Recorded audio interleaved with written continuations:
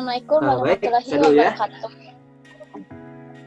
Waalaikumsalam warahmatullahi wabarakatuh. Kali ini kita akan berbincang mengenai jurusan di UPI, yaitu salah satunya bimbingan dan konseling. Nah, sekarang di sini ada Kang Ferry dan Teh Prita. Sebelumnya, silakan untuk memperkenalkan diri dulu ya, Halo. Kang Ferry dan Teh Prita.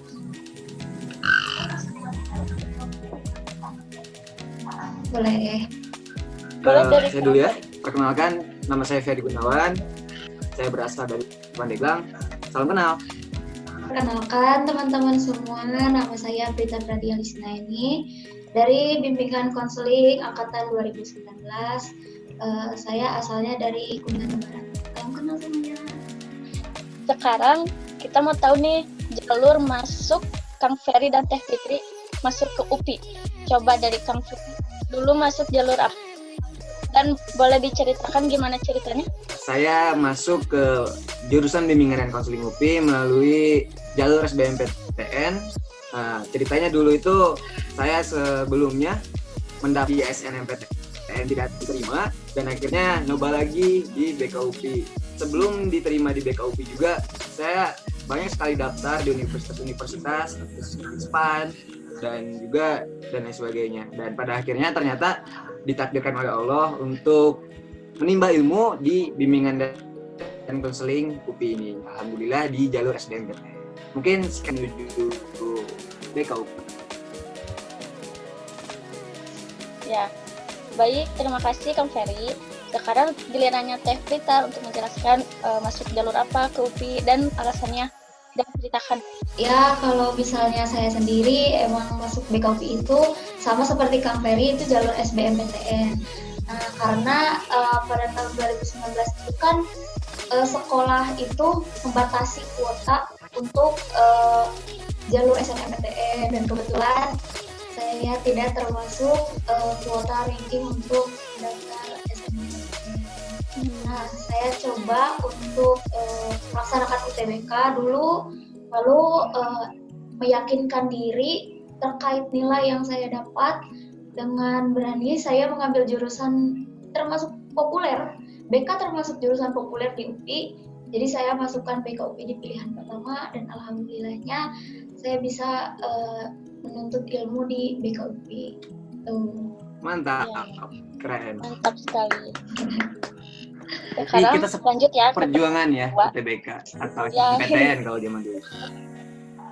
Ya, lanjut ya ke pertanyaan kedua. Kenapa mau masuk Silakan. BK? Coba dari Teh Prita. Aku kenapa mau masuk BK? Karena rasa BK itu 11-12 sama kepribadian yang aku punya gitu. Aku senang banget ngobrol sama orang, terus zaman sekolah.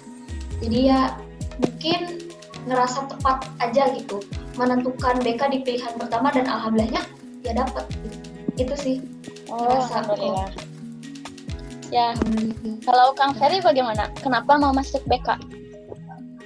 Kalau saya ada beberapa alasan yang membuat saya tertarik kepada jurusan. Yang pertama, saya ingin merubah perspektif anak-anak atau murid-murid mengenai guru BK yang katanya guru BK itu hanya menyidak, istilahnya sebagai polisi sekolah. Tapi pada faktanya setelah saya belajar dan saya telah mendalami di jurusan bimbingan dan konseling selama 2 tahun seperti itu, dan ini juga yang menjadi tekad saya untuk belajar bimbingan dan konseling di sekolah. Dan yang alasan yang kedua yaitu saya ingin mencerdaskan anak-anak melalui psikologinya, tidak hanya akademik seperti matematika, IPA, tapi saya yakin bahwasanya anak yang pintar adalah juga anak yang memiliki BK adalah salah satu profesi yang memiliki banyak sekali lowongan pekerjaan. Jadi itu alasan ketiga, salah satunya di alasan karir juga. Jadi itu saja dari saya alasannya. Jadi ada 3. Terima kasih. Mantap. Ya. Nah, lanjut. Kan tadi itu alasan. Kalau sekarang pertanyaannya, sebutkan kita harus masuk ke jurusan BK. Coba dari Kang Ferry. Wow. Harus ya. Jadi kenapa Yang pertama saya itu harus yang masuk menjadi BK keunggulan. Oh ya. Jadi menurut saya pribadi ada beberapa hal yang buat kita harus masuk ke jurusan BK. Yang pertama, pelajaran di jurusan bimbingan konseling, tetapi untuk diri kita sendiri. Jadi kita selain belajar untuk karir kita nanti, tapi juga belajar untuk mengupgrade dan juga memperbaiki diri di jurusan bimbingan dan konseling. Secara dalam bimbingan dan konseling ini kita belajar yang namanya psikologi. Terus yang kedua, yang tadi lowongan pekerjaan bisa menjadi HRD, bisa menjadi guru BK, bahkan bisa menjadi terapis, dan bahkan salah satu dosen besar kita juga ada yang menjadi menteri atau dubes, mohon maaf, yaitu duta besar bagi luar negeri. Itu juga menjadi salah satu alasan mengapa harus masuk ke BK. Dan yang terakhir, bimbingan dan konseling khususnya di UPI merupakan salah satu, menurut riset juga kemarin, sampai 10 besar di UPI peminatnya. Seperti itu, di sosmed atau bahkan. Jadi itu nampaknya sudah cukup jelas untuk menjadi alasan kenapa harus kita masuk BK. Ya, mantap. Nah, sekarang Teh Prita. Kenapa Teh Fitra harus masuk BK?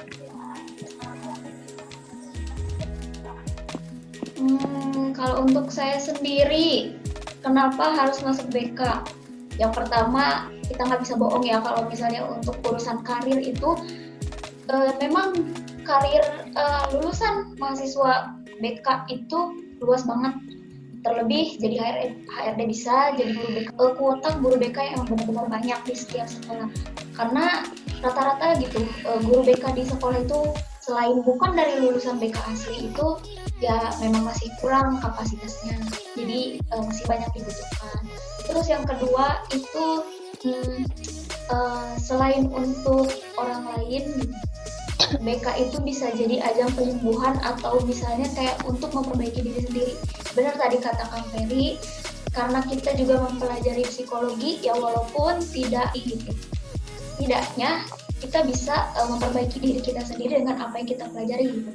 Lalu yang terakhir itu, ya kalau untuk aku sendiri, kenapa aku harus masuk BK?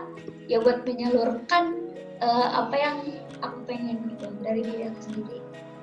Alhamdulillah, mantap. Nah, langsung ya kita masuk aja ke BK, ke jurusan kita khususnya PPB ya, psikologi di BK, dari cara berpakaian, cara bersikap yang sopan gitu. Bagaimana? Wah, mengenai peraturan atau norma-norma yang adanya. Jadi sebenarnya di BK itu banyak sekali tulis atau tersirat lah mungkin. Jadi misal dari cara berpakaian nih, kita harus berpakaian rapi dalam, apalagi sebagai kita selaku calon guru BK gitu. Nah, misal kita ke kampus atau saat perkuliahan tidak boleh memakai kaos, baik itu celana, baik itu baju dan lain sebagainya. Dan kemudian tentunya di jurusan kita juga tidak boleh yang memakai sendal. Aturan yang tidak tertulis itu seperti kekeluargaan di antara kita. Jadi kekeluargaan menjadi budaya yang erat gitu, bahkan menjadi sesuatu yang sangat kita junjung. Makanya nama dari himpunan kita atau nama dari perkumpulan dari jurusan bimbingan dan konseling di UP namanya KMBK, yaitu Keluarga Mahasiswa Bimbingan dan khususnya di dalam norma-norma atau peraturan yang ada. Itu saja. Terima kasih. Ya, sekarang Teh Prita coba apa aja sih aturan yang ada di BK itu?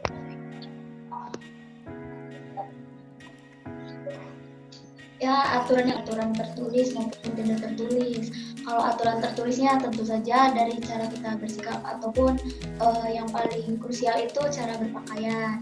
Seperti yang tadi sudah disebutkan oleh Kang Ferry, di jurusan BK ini kita selaku mahasiswa BK dilarang untuk menggunakan pakaian yang berbahan kaos, berbahan jeans. Pesan dan kesan kuliah di BK itu gimana sih?